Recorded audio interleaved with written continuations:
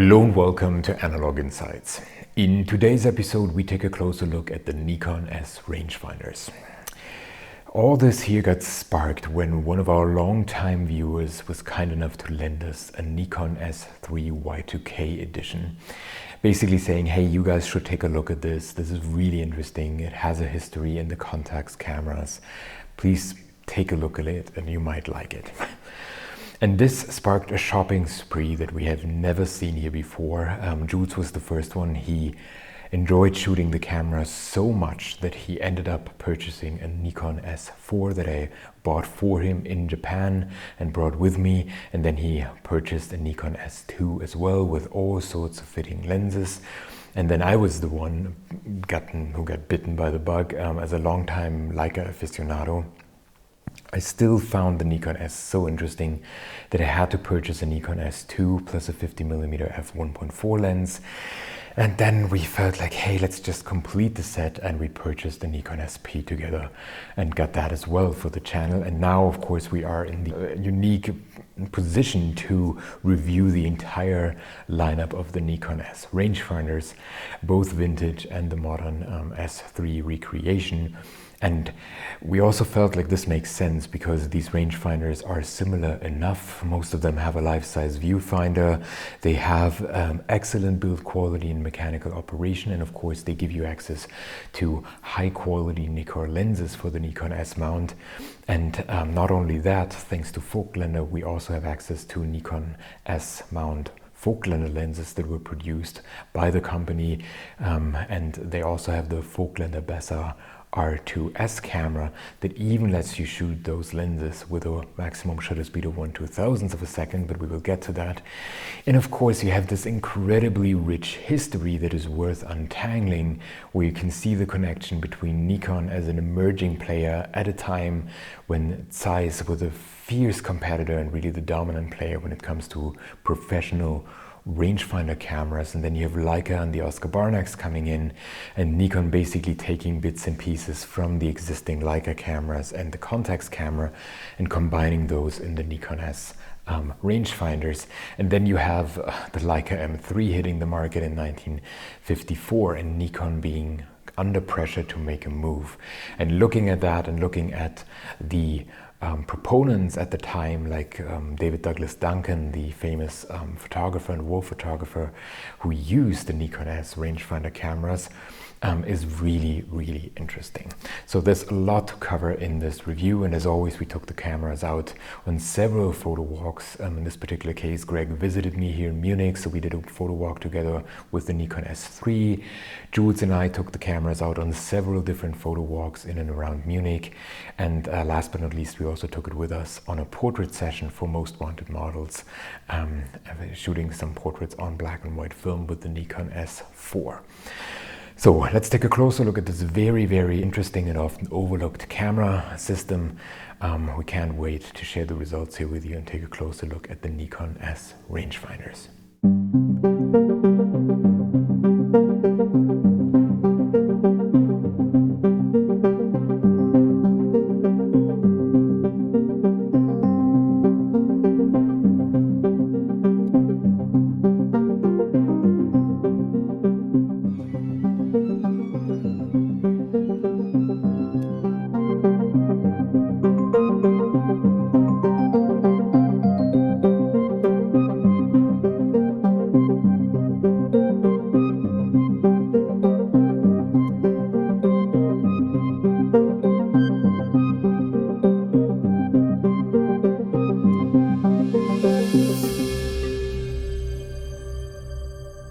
So let's get some historical context first and then go through the different camera models one by one.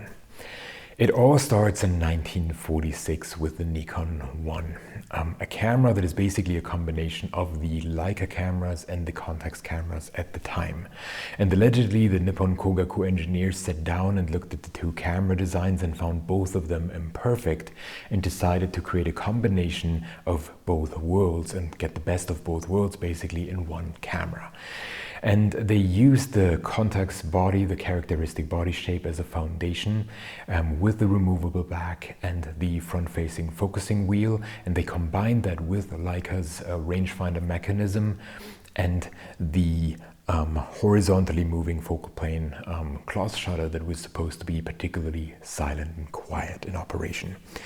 And the result here formed the foundation of all future Nikon S rangefinder cameras, and it was called Nikon 1, but the United States did not allow occupied Japan to export this camera because of its film format, because this camera came with a 24 by 32 millimeters film format, which was simply too small to support the Kodachrome slide film that was popular at the time in the United States already, and the popular film format that also the Leicas and other cameras supported. So Nikon went back and updated the camera and introduced the Nikon M, and the M here stands for a film format that was still trying to differentiate itself from the Leica format and sits in between the original Nikon format designated with the letter N with a 24 by 32 millimeters and the L format, the Leica format, with the 24 by 36 millimeters, which we know until today. And hence the letter M, because alphabetically it sits between the N and the L, and this is why they called the camera Nikon M. And then we have the Nikon S, finally introduced in January 1951, and this was the first one to be promoted in the United States as well, and is often mistaken by collectors as the first Nikon rangefinder camera ever produced. It was only the first with the designation S, but it was actually the third Nikon rangefinder ever created. And this one here is interesting from a collector perspective. It's a little bit confusing because the M camera that I just touched on and the S are exactly the same camera except for the flash synchronization, and now it gets a bit confusing because the top plates, some of the S cameras also feature an M on there, and the reason for that is that at some point Nikon, when updating to the Nikon M camera, decided to stamp an M in front of the existing serial numbers that were already on the top plate. And when they introduced the S, they decided to go back to the old mode, but use up the remaining M top plates. And hence you have an overlap here with the S ones that are from a Nippon Kogaku perspective already because of the flash synchronization S models, and still have an M designation. So it's a little bit of an overlap here. The Nikon S also still had this format of the 24 by 34 millimeters. Interestingly, the early cameras are all marked with an MIOJ, so made in occupied Japan, but it seems that only the first 200 Nikon S were created during the occupation, which, while the majority was created after the end, which lasted until September 8, 1951.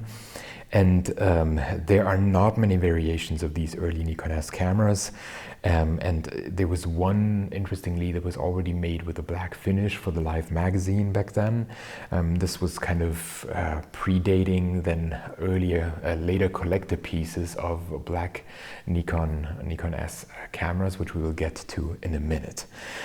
Nippon Kogaku produced over 35,127 units in total of these cameras, which shows how quickly the Nikon rangefinders picked up in the 3 years since their introduction.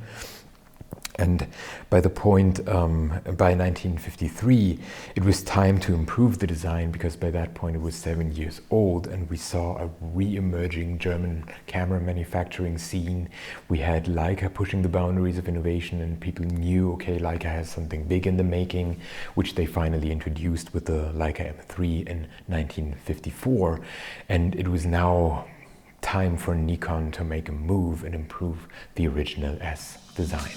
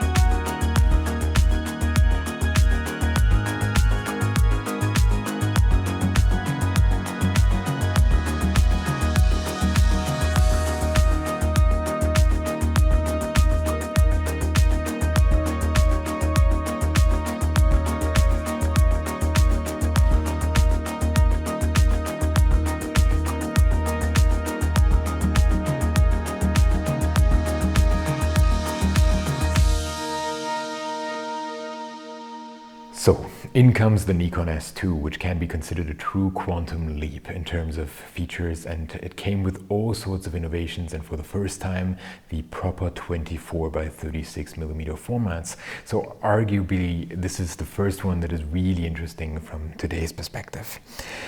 The Nikon S2 was a hugely successful camera and secured Nikon a place between the big four camera manufacturers at the time, most importantly Zeiss of course, but also Leica and Canon. And here Nikon really made its mark with the introduction of the Nikon S2. It was built in such large quantities that it is considered common from a collector's perspective, but from a photographer's perspective, it is a really, really interesting camera, especially if you just want to shoot 50mm lenses. This one is perfect. It comes with a life-size 1:1 viewfinder and only 50mm frame lines, so it allows you 2-eye focusing, which some people really love. It has a single backlog to speed up loading and an improved shutter that now supports speeds of up to 1/1000th of a second versus the 1/500th of a second of the earlier cameras. It also has a rapid wind and rewind instead of the slower knobs, and the lighter body weight of only 18 ounces. And a single PC socket for flash units. The tripod socket is mounted into the body instead of at the back, and it comes with a tougher leather-like plastic instead of the original leather material that was more damage prone. The S2 retained features such as the front-mounted focusing wheel, the bayonet lens mount, and of course the removable back. And this camera here was produced until March 1958 and saw several improvements without them being designated as a new model. For instance, a major difference is between the standard color for frame counter and the shutter dial here is the later black dial versions that the later SP also has. And in general, the S2 was the first Nikon camera to be available with a black finish to the general public. It was only special order, but of course these are also very, very interesting. And due to the large quantities at which these were produced, they are easily accessible until today. And as I said, for 50mm shooters, this is a really, really interesting option.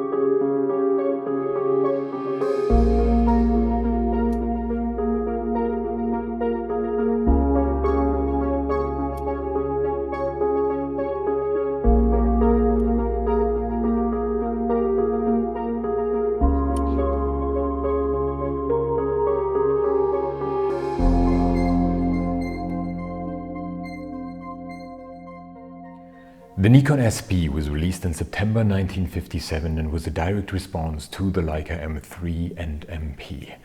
It arguably encouraged Nikon to get the most out of its established platform and really target professional photographers, photojournalists and similar professionals with that particular camera and get the most out of the established Nikon S Rangefinder platform.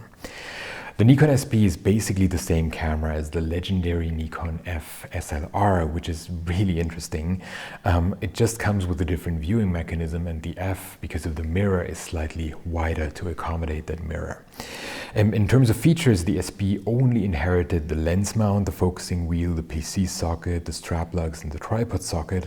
All other features were completely redesigned or improved. And this makes it so interesting. It is the first and only Nikon to have a true projected parallax corrected frame lines for the 50mm, 85mm, 105mm and 135mm lenses, which could be selectively keyed by rotating a dial under the rewind lever. And then there was a second optical finder with parallax marks for the 28mm and 35mm lenses mounted right next to the viewfinder eyepiece, which made it the only camera to accommodate 6 lenses without having to resort to accessory viewfinders.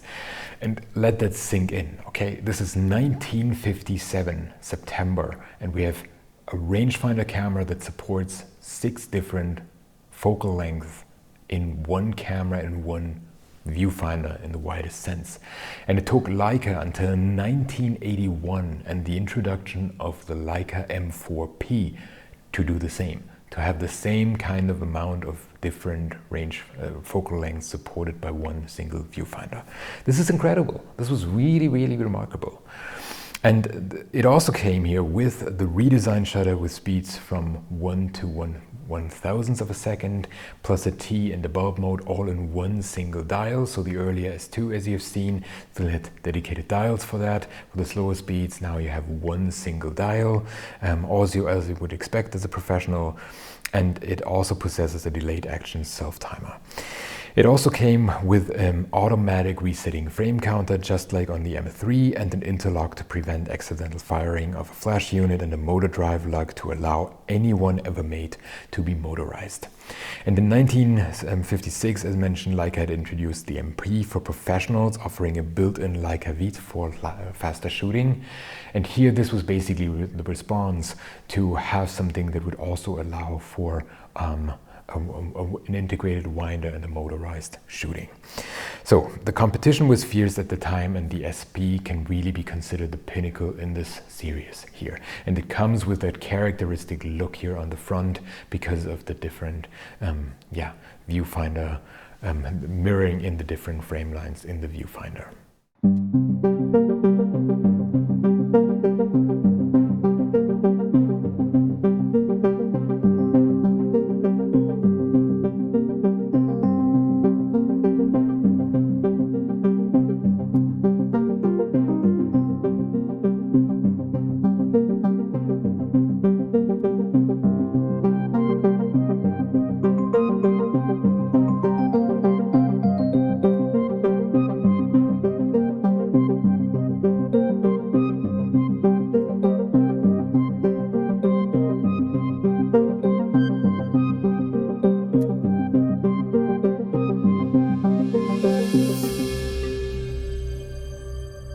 The Nikon S3 was released in March 1958 as a regular alternative to the professional SP.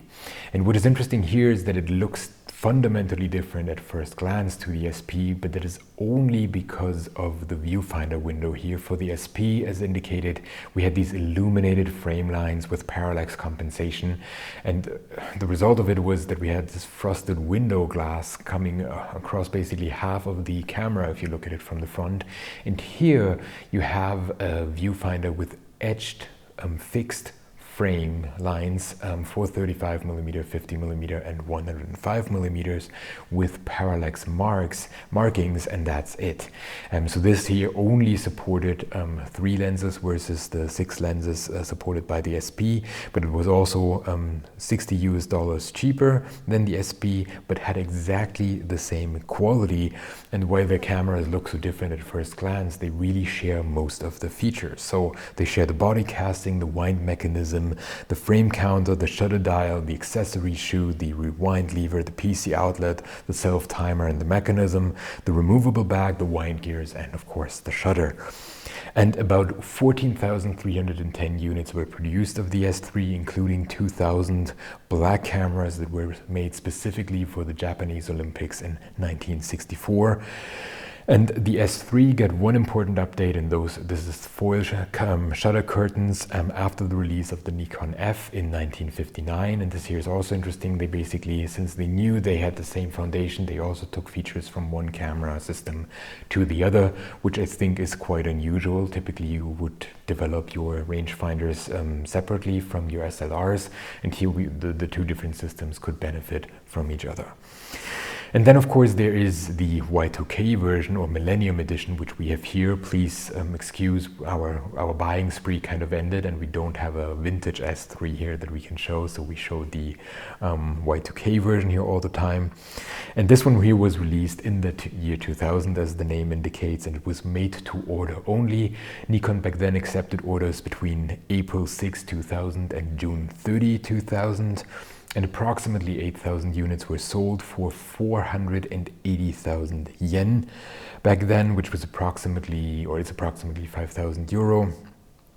But this kit included the absolutely fantastic Nikon S 50mm f1.4 lens, which is arguably one of the best Nikon lenses ever produced. It is a reproduction of the one included in the Olympic version, called all black chrome finish latest series type, and the first Nikon S3 Millennium editions were delivered in October 2000, and the camera was, as I said, made as identical as possible to the original. It only saw some slight adjustments.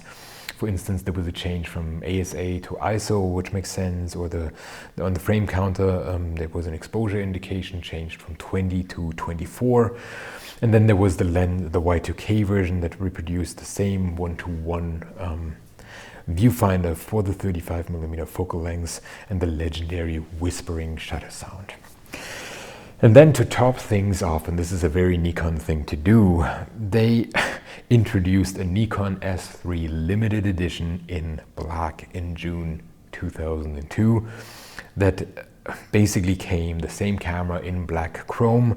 This one was sold a little bit more expensive for 530,000 yen back then and was limited to 2,000 pieces.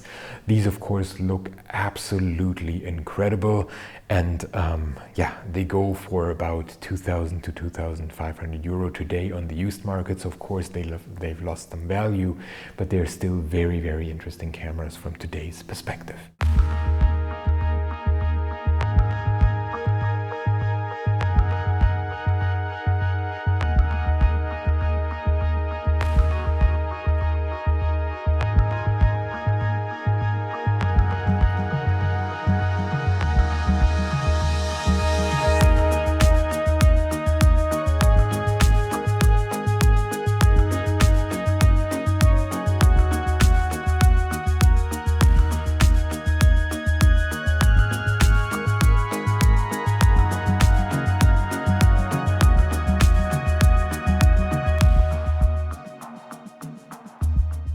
The Nikon S4 is the reduced version of the Nikon S3, and it comes without a self-timer, 35mm frame lines in the finder and the motor drive lug under the take-up spool.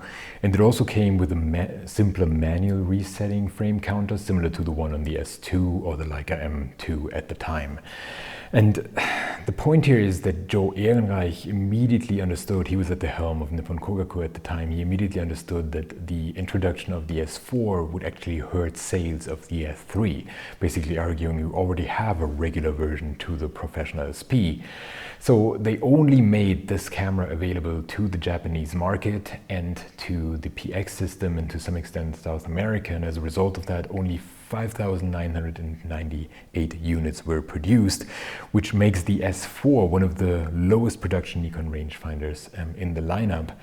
And yet in Japan, where I purchased this particular camera here in Tokyo, you can easily find it in many shops. It's often in great condition, and it is still a very interesting camera. If you don't need all these additional features, then it's really a bare bones Nikon S. And most importantly, Nikon never compromised when it comes to the quality of its production. So all these cameras, the Nikon SP, S3 and S4, have the same exact high production quality, and this of course makes them very interesting as well. So yeah, this one is basically this concludes the series of the cameras, and now we take a closer look at the lenses and accessories.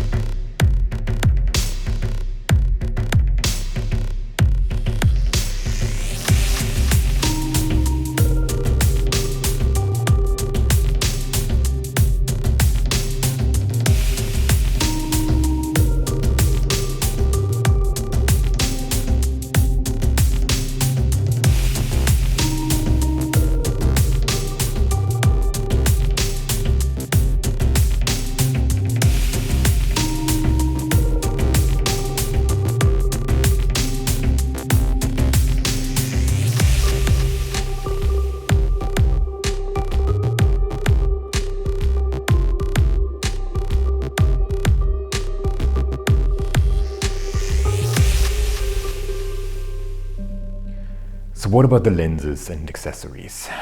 Jules and I walked into the very same trap by assuming, oh, the Nikon S rangefinder system only supports these old compromised lenses that are hard to obtain, full of fungi and really, really difficult. It couldn't be further from the truth. There's so many excellent lenses still out there and available, and because of the large quantities at which they were produced and for the different audiences they were produced, for most focal length you also find different widest open aperture versions, from f1.4 to f2 to everything like a 2.5 for 35 millimeters as well.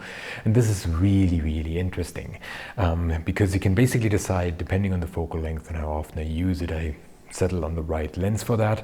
And not only that, you also have Voigtländer as an additional manufacturer coming in and producing modern lenses for the Nikon S mount, because they introduced the Voigtländer Bessa R2S, supporting the S mount and a maximum shutter speed of 1/2000th of a second. And you can certainly use these vintage lenses on those cameras, or you can use the modern Voigtländer lenses on the Nikon S vintage cameras. And this is exactly what Jules ended up doing. So he purchased all sorts of different lenses, a 35mm f2.5, the first version of the later legendary 105mm f2.5, a 50mm f2 that the I think S4 came with, then an 50mm f1.4, as well as the Voigtländer Apo 85mm f3.5 and the 21mm f4 SC for single coating Scopar with fitting viewfinder. So a very large and interesting set that of course makes a lot of sense on the SP, but also on some of the other cameras, depending on the viewfinder and which focal length are available and which frame lines are available basically. And the main advantage to understand of the Nikon S and also contact lenses is that they are so small, especially the wide open ones, the f1.5 and the f1.4, because they don't have the focusing mechanism inside the lens, and this enables them to be significantly smaller and lighter in comparison to Leica M-mount lenses, for instance. And the disadvantage here is of course that when focusing, the entire lens turns, with all the downsides that this comes with in terms of muscle memory and knowing where the focus, knowing where the aperture was when after focusing basically. And there are also some smaller handling problems that we will discuss in a minute. But other than that, this combination of an inner mount and an outer mount and the focusing mechanism like that opens up that possibility. What is also interesting to understand is that some of these lenses, like the APO Lantar 85mm, is very popular among digital shooters. And interestingly, a lot of professional camera shops don't recognize the Nikon S mount. So many of these lenses are being sold with adapters and then only highlighting the digital mount that they are compatible with, that the adapter makes it possible to adapt it to. And then you can suddenly get great deals for a vintage lens, or for this particular Voigtländer lens that has a fantastic quality and that you can use on the Nikon S mount directly with the fitting frame lines, and it's just a perfect, beautiful match. So great deals are waiting out there. But please note that you are not purchasing contact lenses. They are compatible with the Nikon S mount to some extent. They can be mounted, but they're not really compatible, because Nikon copied the mount, but they didn't quite get the helicoid right, the helicoid thread just right. So where there might be a temptation to go out and purchase all these inexpensive contact lenses, we have to advise against it, because only the wide angle lenses would work properly in terms of focus, the other ones would not. So this is something to keep in mind. Please focus on the official Nikon S lenses and the Voigtländer ones, but these are offer a wonderful selection and really, really nice viewfinders for some of them as well.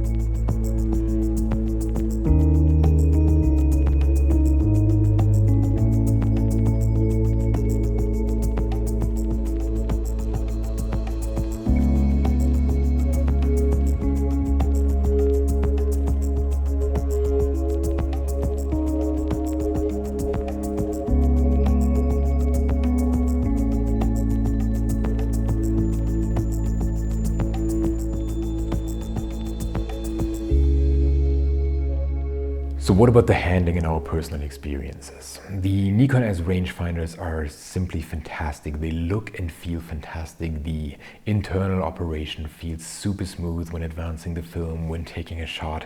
You can really feel the fierce competition of that time that resulted in manufacturers really pushing the boundaries of innovation and trying hard to be a little bit better than their competitor.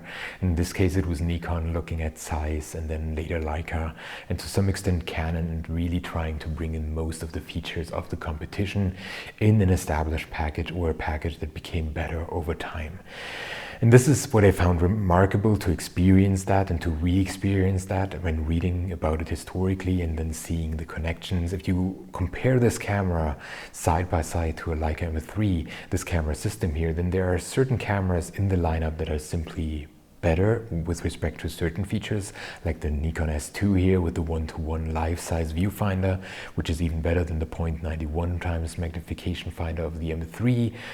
It has only 50mm frame lines, so it's super clean. It's a beautiful experience, and yet you don't have the automatic frame counter on the S2, but you have it then on the SP, and the SP comes with these 6 different frame lines that are beautifully parallax corrected and illuminated in your viewfinder, something that Leica didn't do for quite a while. So seeing this and seeing it in the historical context also helps you understand, depending on the needs of you as a user and consumer, you might have different options that are beyond the Leica M lineup or the Canon rangefinder lineup.